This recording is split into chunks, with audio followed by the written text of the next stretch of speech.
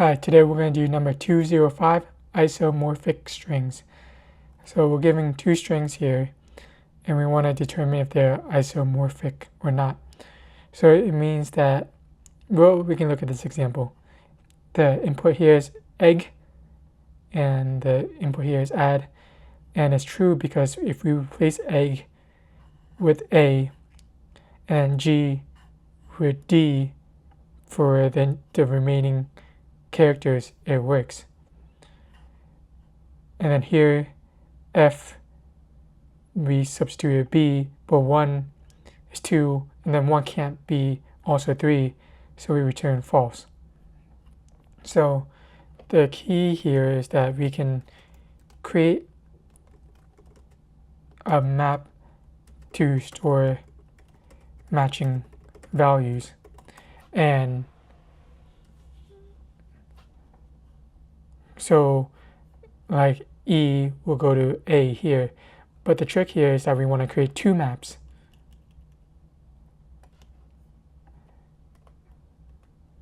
And it's inverse. So we see here, this 1 is 2, this 2 is 1, but this 3 can't also be a 1. So the inverse has to match as well. So we loop through S, one of the strings, and we see here the lengths are the same.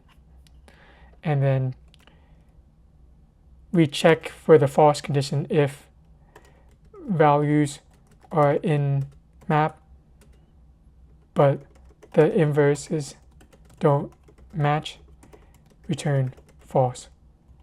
And then if it doesn't hit this condition, we add values to the map, and then we just return true if we make it through all the way. And here the time complexity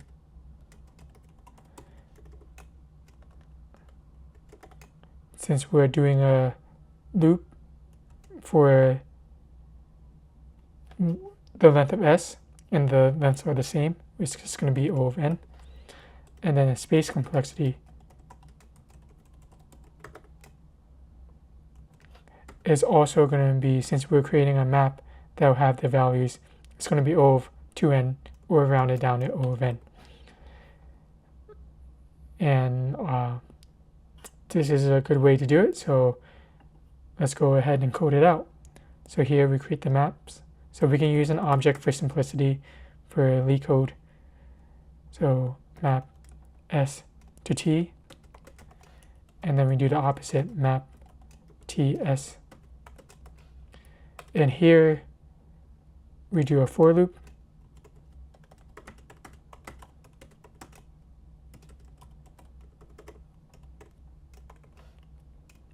Now here we can get the values for each one. So const s char equals s index I, const t char equals t index I. And we can do the cases where we add them at the bottom first. So map st, we're going to add this value, and it should map out to tchar. And then we do the opposite, map ts, input tchar here, and goes to schar. Now we check our false conditions. So if it's already in the map, so map st schar, and this value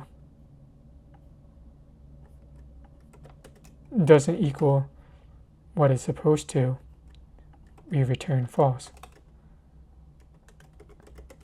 And what it's supposed to is what it maps out to. And then we check the other way around too. If map ts tchar, if it exists first, and then that value doesn't map out to the corresponding schar, return false. And then we can just return true if we make it through the loop.